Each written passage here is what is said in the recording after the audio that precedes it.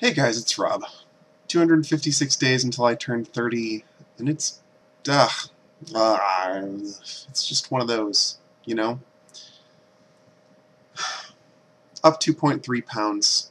I can't account for the amount of calories that would put me up that high, and while I comfort myself saying at any given time during the day there could be fluctuations, there could be things in my system, we've gone over this before, it's still very defeating to see yourself suddenly rocketing back upward 1% of your weight. Uh,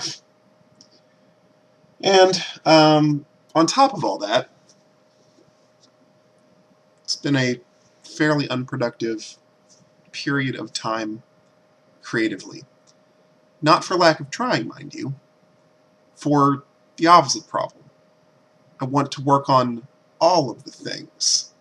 I am so scatterbrained right now, I don't even know what to do with it. I think in the past 3 days, I've wanted to work on 2 different pieces of flash fiction, work on a new short story around that kind of 20,000 word point that I like so much, make a card game, make a tabletop role-playing game, and open RPG Maker to work on a digital game. That's too many things, and this has always been my chronic problem, right? This has been the thing that I've struggled with in college too, where I could never really settle on a major with conviction. I started out in Japanese language. I bounced over to geography. I still didn't know what I wanted to do with it when I got out, so I just grabbed a job and started, just living off of that for a while, and then next thing I know, my degree is pretty much out of date. That's the guy I've always been. And while being scattered and being flexible does have points where it can be a huge strength, don't get me wrong, I like the way that I can kind of bounce off the walls and adapt when changes come about and roll with it. I don't get thrown off if everything's not on my little schedule. But the same side of my personality that makes me strong in that area also just makes me this, like, diffuse, nebulous cloud of Rob sometimes, where I just want to run in every direction at once and not push anything through to completion. Um, that is super frustrating, and another thing that I have to learn to hem in, to not, what do I want to say, not eliminate it. I don't want to change who I am, so to speak, at my core, the essence of my being. Like I said, there are things about how I operate that I admire. But at the same time, it's one of those impulses that I'm really going to have to learn to rein in if I ever actually want to, like, freelance for somebody, say, for example, to not just be doing my own projects, but to be employable, but doing these creative things. I need to be able to hammer down and finish through a project. Luckily, I'm expecting the editing, the professional editing on the novel coming back soon, which should give me something that's super high priority to focus on. That's not a matter of, I'm testing the waters here, I wonder if this could be something I could do and make something of value. This is the thing you've been working for over a year on. You should probably finish that. There's not really an argument there that I can have that's like, this or something else. So I'm looking forward to that coming back probably in the next 3 days or so. I imagine I'll be talking to you about it on Monday, and having digested some of the feedback and letting you know how that process went. So that's cool. We'll learn about that together, because this is my first time getting a manuscript back from a paid editing thing.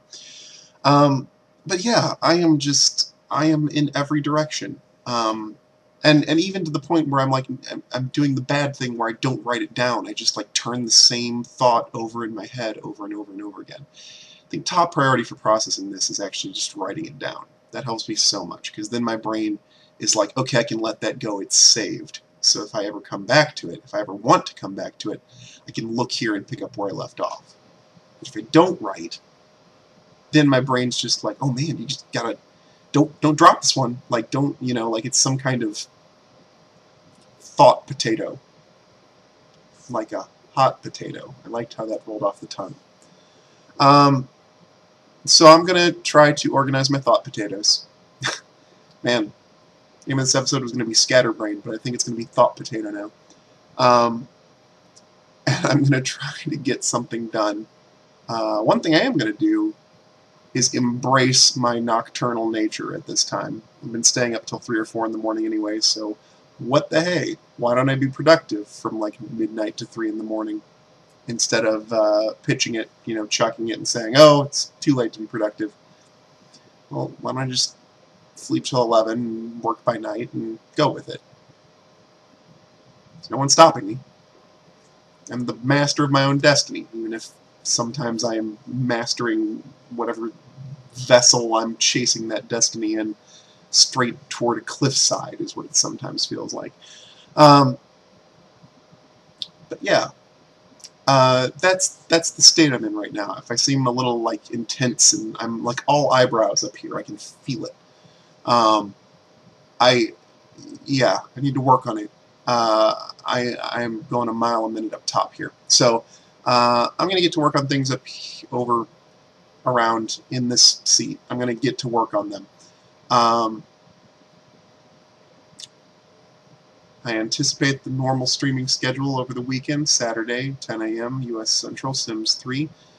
Looks like we're recording a Group 1 episode for Dungeons and Randomness as well. Look forward to that. I know I do. I cannot wait to slip back into the broken and hypocritical shoes of Malchus Grimness and enjoy playing that character. He's so fun. He's so deliciously damaged. It's so fun to play. If you haven't listened to us yet, give us a listen. Make sure you get a D&D episode and not a bonus episode, because the bonus episodes are not D&D. They're not the main storyline. That's it. That's me. Horse noise. That's what I just did. I am going to get out of here before I rattle on any longer. I can tell I'm out of words and I'm just continuing talking. You guys, have a great weekend. Take care. I'll talk to you on Monday.